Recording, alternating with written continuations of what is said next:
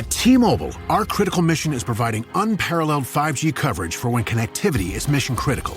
Introducing T-Priority, America's best 5G network experience for first responders, even in times of congestion. More capacity, faster speeds, better coverage. T-Priority from T-Mobile, built for tomorrow's emergencies, ready today. Discover more at t-priority.com. For qualifying organizations on eligible rate plans, coverage not available in some areas and may be impacted by emergencies. This episode is brought to you by State Farm. From your morning podcast to your afternoon playlist, State Farm knows you personalize your entire day, and that's why State Farm helps you personalize your insurance with the State Farm Personal Price Plan. It offers coverage options that help protect what you care about most at an affordable price just for you. Like a good neighbor, State Farm is there. Prices vary by state. Options selected by customer. Availability and eligibility may vary.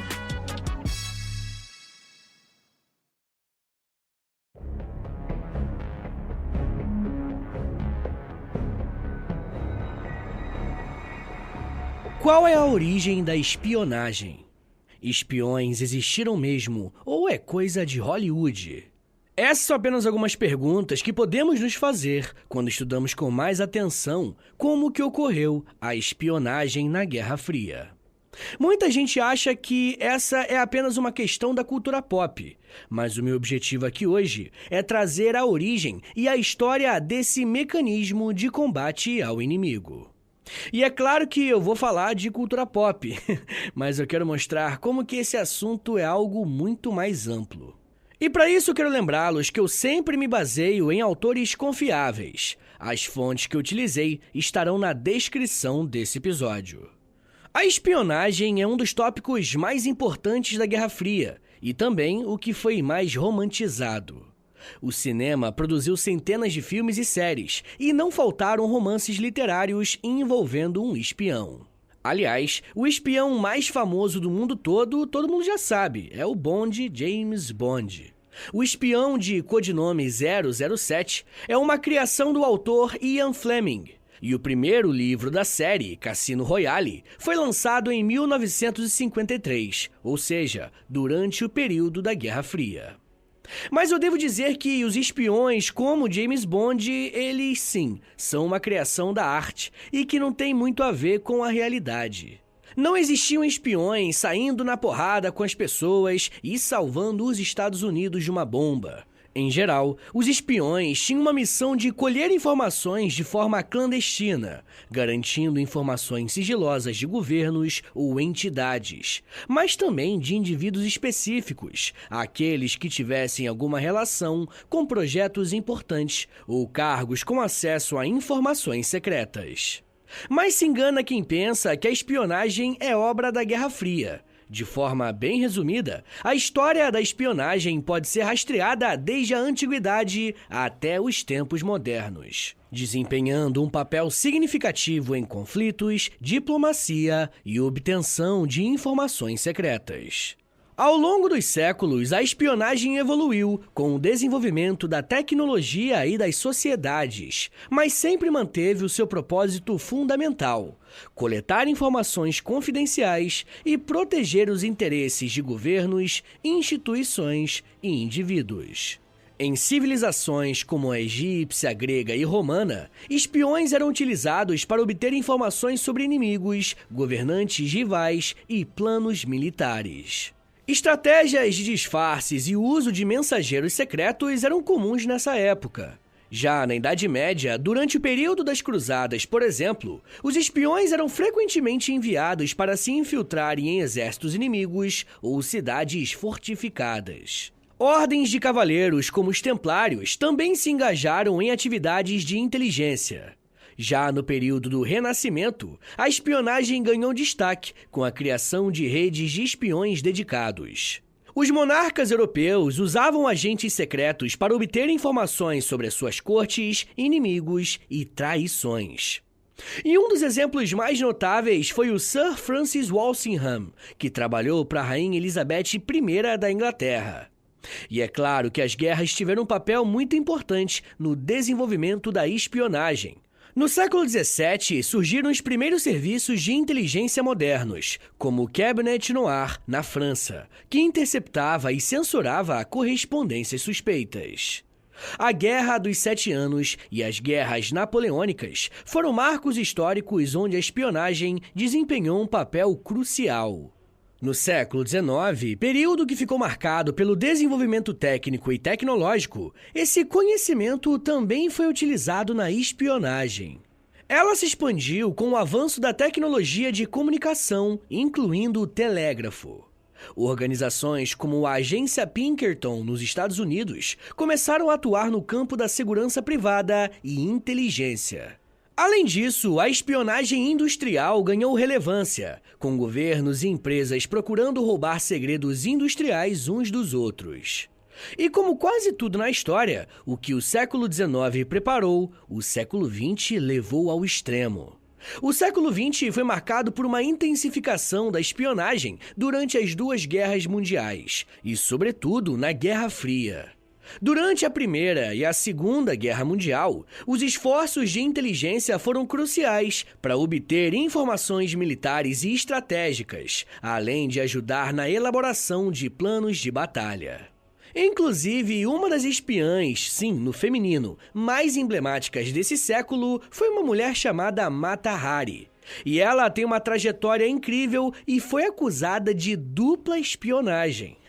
E eu quero falar um pouco sobre ela no episódio exclusivo que eu vou trazer para os apoiadores dessa semana, beleza? Se você quiser ouvir esse e os outros mais de 100 episódios exclusivos que já tem por lá, basta assinar o apoia.se/História em Meia Hora, porque além de você receber um monte de conteúdo exclusivo, você também ajuda o meu trabalho a continuar de pé. Mas ainda falando sobre como que a espionagem foi usada ao longo da história, é preciso destacar que no século XXI, esse recurso ainda é utilizado. Com a revolução digital, a espionagem entrou para uma nova era. Agências de inteligência e hackers buscam obter informações através da internet, resultando em cyberespionagem. Além disso, a privacidade e a vigilância se tornaram temas controversos, com o aumento da capacidade tecnológica e de monitoramento em massa. O que é interessante para a gente pensar é que, até o século XX, a informação era sigilosa e significava poder, ou seja, era preciso arrancá-la para descobri-la. Hoje, com a revolução digital e as redes sociais, por exemplo, nós cedemos todas as informações necessárias para qualquer site. Mas isso, claro, falando dos indivíduos. Governos e instituições ainda seguem cheios de segredos valiosos. Por mais que todo esse histórico seja importante, sem dúvidas a Guerra Fria representou um marco simbólico quando estamos falando de espionagem. E isso aconteceu porque não estamos falando apenas de um embate entre os Estados Unidos e a União Soviética, mas também as suas agências de espionagem. A CIA, que é a Agência Central de Inteligência, e a KGB, o Comitê de Segurança do Estado. Essas 2 entidades protagonizaram uma intensa rivalidade na coleta de informações, impactando diretamente a disputa pelo controle da política mundial. A Guerra Fria. Um período de intensas rivalidades políticas, militares e ideológicas entre os Estados Unidos e a União Soviética. Um dos capítulos mais significativos e influentes da história do século XX. Nesse contexto, a espionagem desempenhou um papel fundamental, tornando-se um elemento crucial na coleta de informações secretas, na busca por vantagem estratégica e na tentativa de manter o equilíbrio de poder em um mundo bipolar. Durante esse período, que foi aproximadamente de meados do século XX até o início dos anos 90, as 2 potências se enfrentaram indiretamente em vários conflitos e competições, evitando um conflito militar direto. Em vez disso, eles se envolveram em uma corrida armamentista, disputas ideológicas e a busca por influência global. A espionagem durante a Guerra Fria se desdobrou em várias frentes, da inteligência militar à coleta de informações políticas, passando pelo uso de agentes secretos infiltrados, tecnologia de vigilância avançada e espionagem cibernética. Ambos os lados empregaram agências de inteligência altamente capacitadas, como a CIA nos Estados Unidos e a KGB na União Soviética, para conduzirem operações clandestinas e obterem informações estratégicas do adversário. A importância da espionagem nesse contexto estava muito ligada à busca por informações sobre planos militares, além da verificação de capacidade nuclear, tomada de decisões políticas e a identificação e monitoramento de agentes infiltrados no próprio território. A obtenção de segredos industriais e tecnológicos também foi uma prioridade, permitindo o desenvolvimento de armamentos avançados e tecnologias de ponta. A prática dos espiões envolvia ações clandestinas em países aliados ou neutros, visando influenciar governos e moldar a política internacional em favor de um dos lados. As informações obtidas pelos espiões muitas vezes tiveram um papel muito importante na prevenção de crises e conflitos maiores, evitando potenciais confrontos diretos. Podemos dizer que a espionagem durante a Guerra Fria foi uma peça-chave do quebra-cabeça geopolítico e contribuiu para a complexa dinâmica entre os dois blocos. Além de influenciar eventos importantes e moldar a história de diversos países. Agora, precisamos falar sobre as duas agências de espionagens mais importantes. Como eu já citei, a CIA e a KGB. A CIA é a agência de inteligência dos Estados Unidos, responsável por coletar informações estrangeiras e conduzir operações secretas de interesse da segurança nacional no país. Ela foi fundada em 1947, imediatamente após a Segunda Guerra Mundial, por meio da Lei de Segurança Nacional, assinada pelo então presidente Harry Truman. Ela substituiu o antigo Escritório de Serviços Estratégicos, o OSS, da Segunda Guerra Mundial, e foi criada com o objetivo de coordenar a inteligência estrangeira e coletar informações fora dos Estados Unidos. A história da CIA é marcada por uma série de operações secretas, momentos cruciais na política mundial e muitas controvérsias. Durante a Guerra Fria, a CIA atuou fortemente na corrida armamentista contra a União Soviética. Ela conduziu atividades extensas de espionagem e operações secretas em países como a União Soviética, China e outros aliados dos países socialistas. A agência também foi responsável por coletar informações cruciais sobre capacidades nucleares e militares de outras nações. Tanto a CIA quanto a KGB preparam seus agentes para estarem perto desses projetos ou de pessoas envolvidas nele, com o objetivo de roubar informações.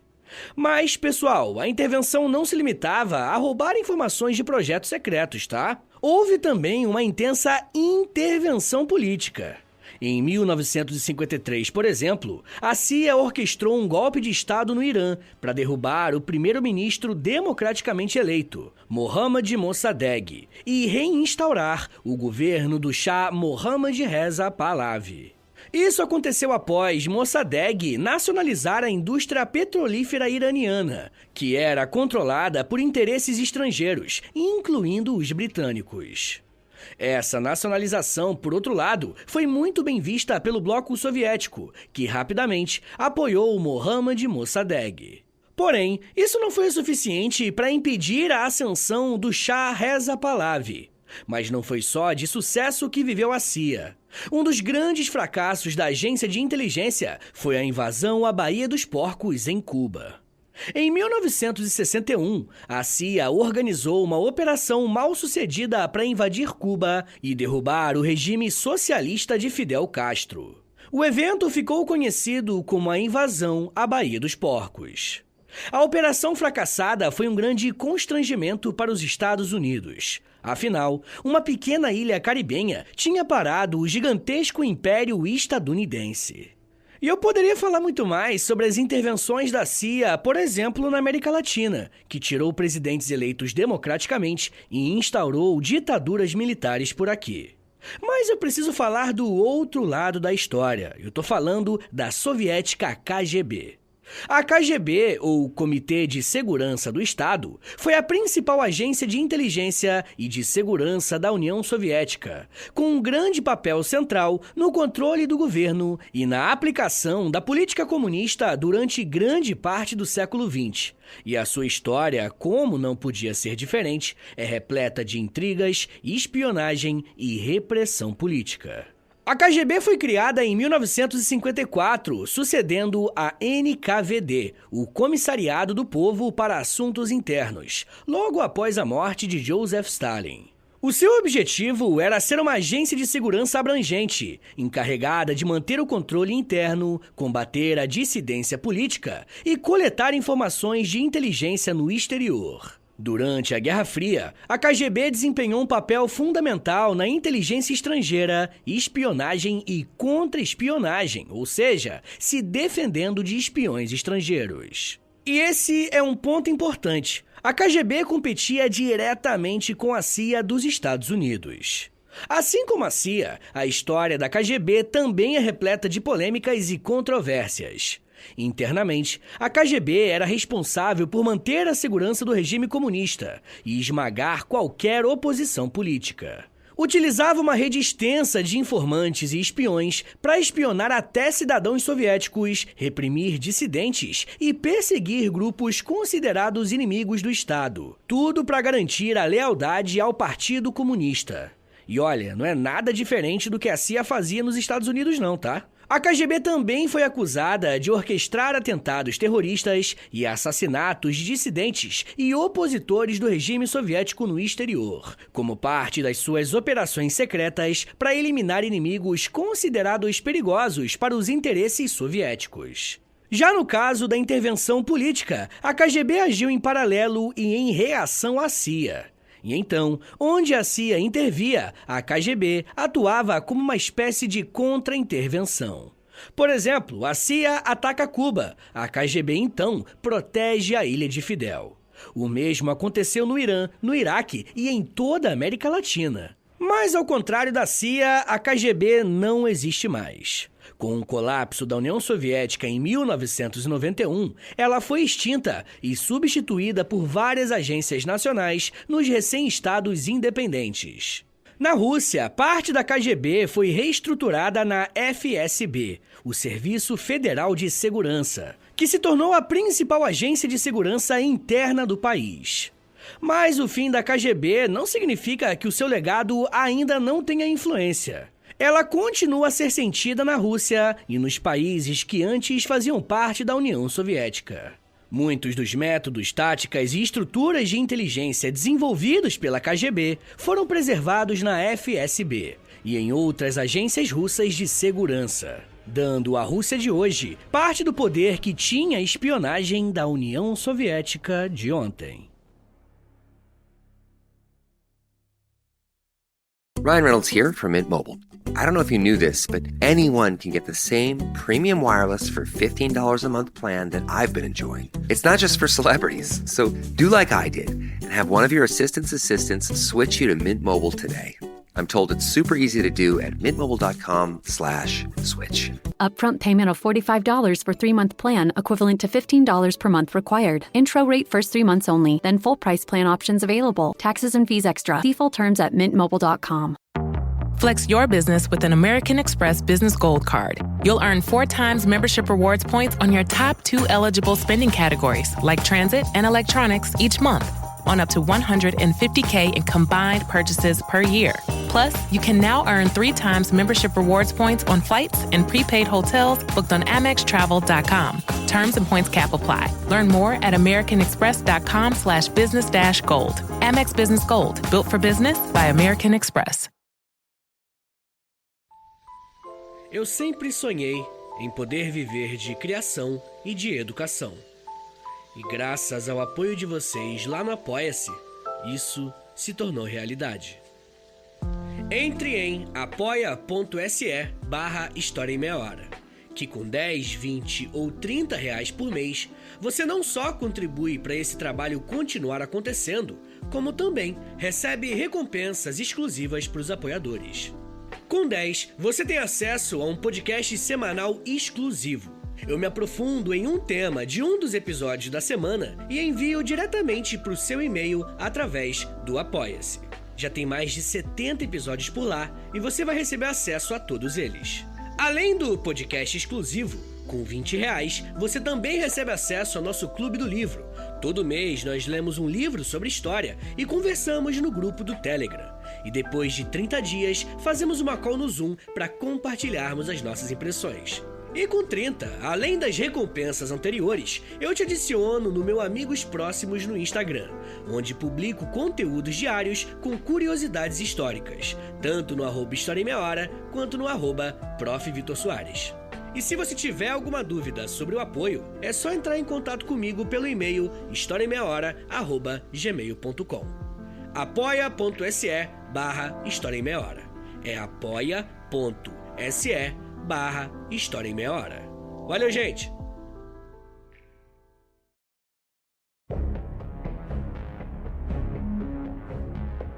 Abre aspas. A inteligência não tem poder de polícia. Usa-se o cérebro para avaliar a informação. Esta pode ser classificada de diversas maneiras, tais como informação militar, tática, geral, diplomática, política, econômica, social, biográfica, científica e tecnológica e informação sobre comunicações e transportes. O seu processo envolve as seguintes fases: necessidade de conhecimento, coleta de dados na imprensa ou outros similares, incluindo coleta de dados não disponíveis, processamento dos dados, disseminação do conhecimento ao usuário para a tomada de decisão. Fecha aspas. Esse é um texto escrito pela autora Regina Marques Braga Farias e foi publicado pela Revista Brasileira de Inteligência.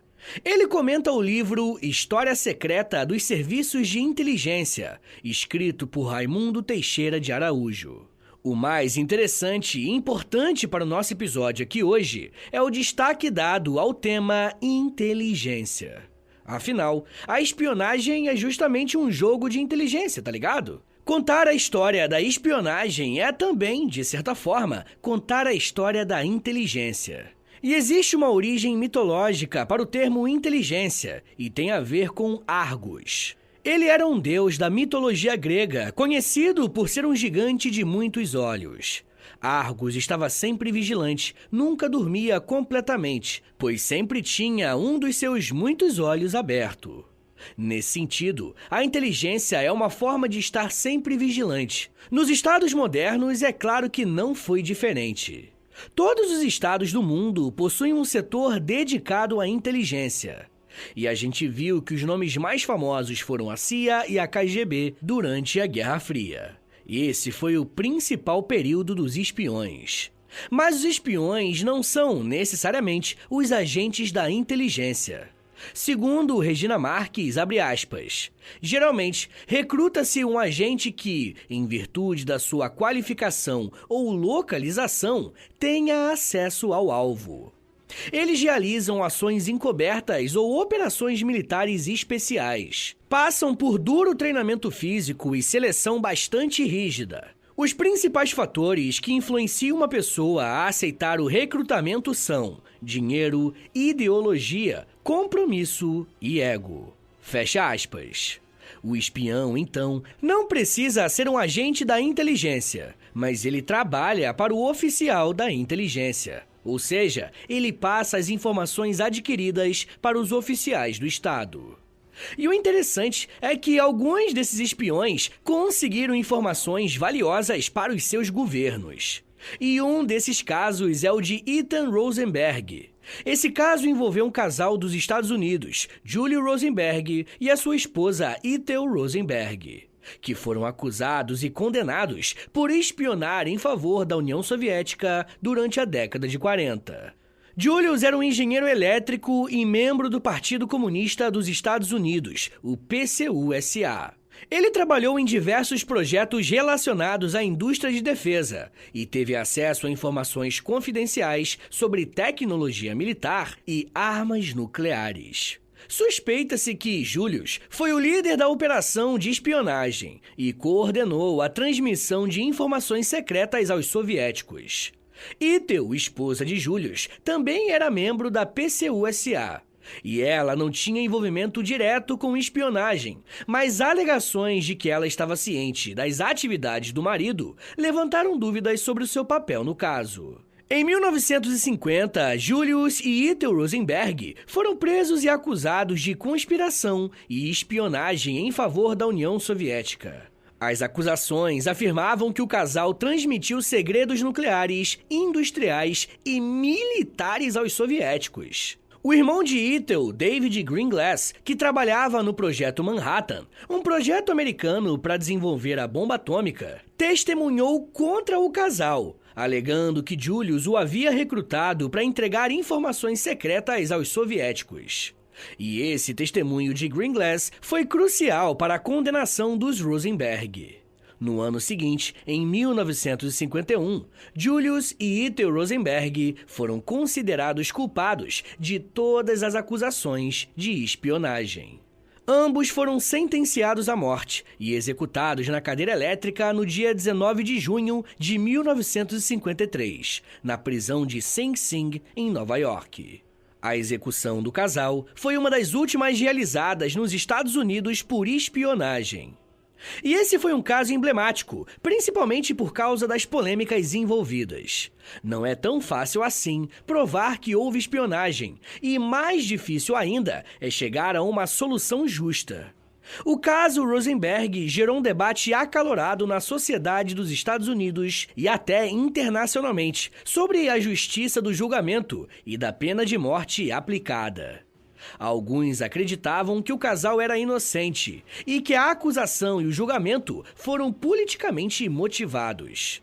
Outros acreditavam que eles haviam de fato espionado em favor da União Soviética e por isso eles mereciam a pena máxima.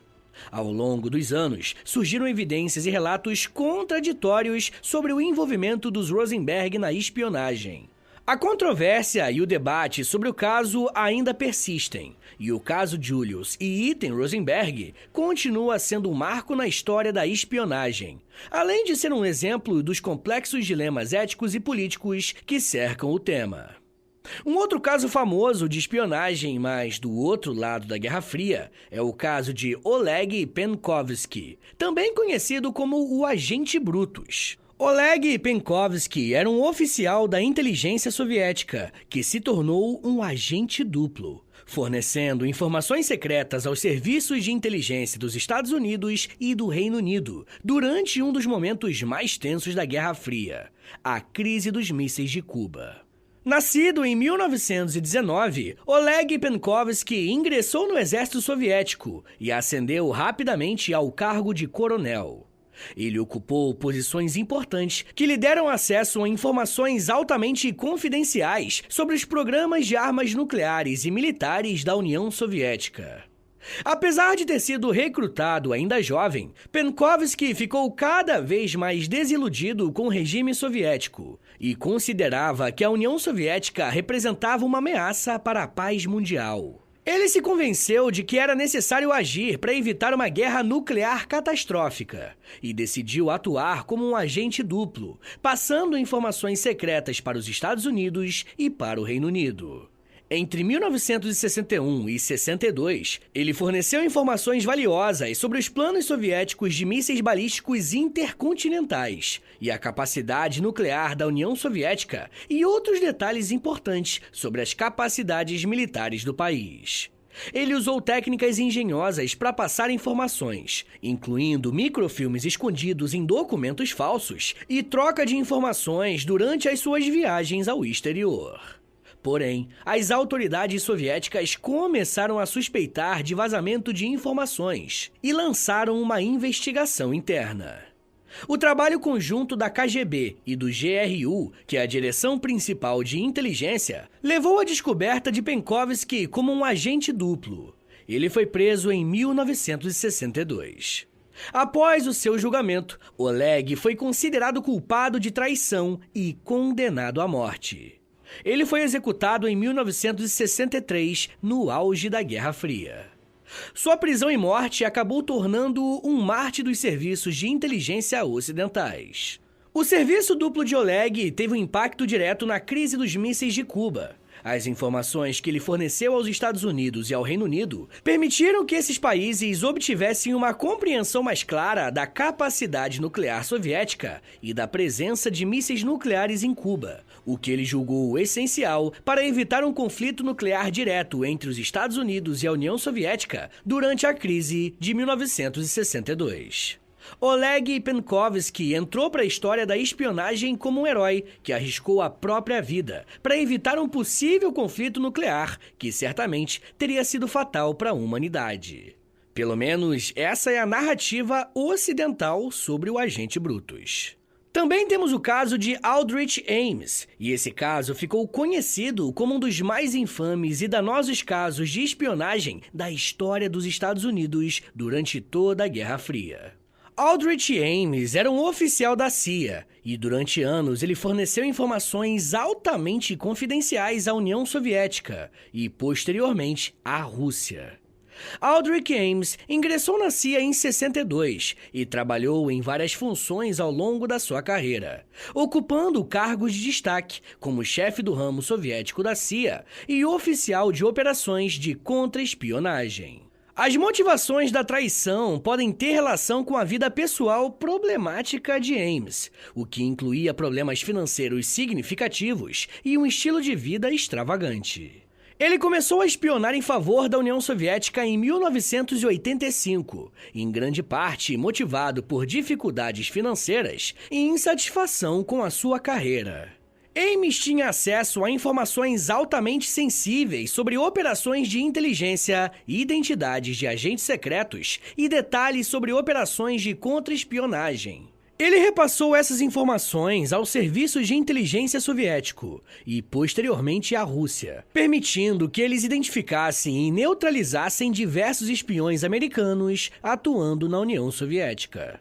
Mas as autoridades dos Estados Unidos começaram a suspeitar de vazamento de informações e lançaram uma investigação para identificar o traidor. E em 1994, Ames foi finalmente identificado como o espião responsável pelos vazamentos.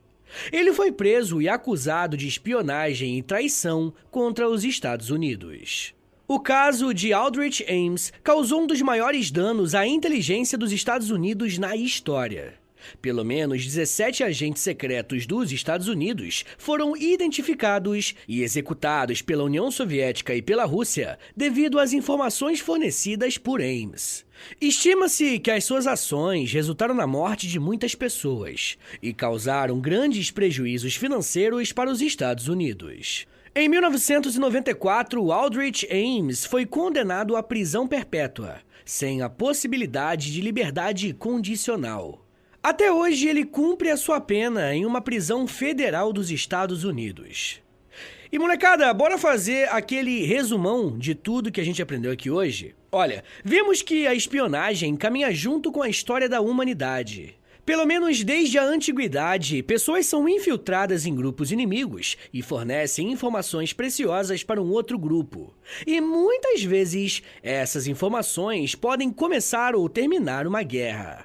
Apesar da história da espionagem remeter a tempos bem remotos, ela ganhou destaque mesmo foi com a Guerra Fria. As características desse conflito, uma guerra de influências e disputa por hegemonia global, deram à espionagem um papel fundamental. Na segunda metade do século XX, existiam espiões infiltrados em praticamente todos os países politicamente relevantes para o bloco capitalista ou socialista da guerra. Esses agentes treinados ou recrutados agiram diretamente na política local, incentivando revoltas e apoiando ditaduras. Vimos no episódio de hoje alguns casos de intervenção internacional da CIA e da KGB, mas também vimos exemplos de espiões que forneceram informações secretas sobre projetos industriais ou nucleares para ambos os lados da guerra, e como o julgamento deles causou polêmica diplomática e mudou os rumos das relações internacionais. Mas de uma forma ou de outra, a espionagem da Guerra Fria criou uma sensação de medo generalizado. No Brasil, por exemplo, até hoje é difícil uma pessoa que não tenha escutado a frase "as paredes têm ouvidos". E ela é uma demonstração de uma sociedade que vivia com medo dos próprios pensamentos e que a todo momento pode ser acusada de traição ao país, já que o Brasil também teve espiões, sobretudo num período específico da sua história. Mas isso já é um papo para uma outra meia hora.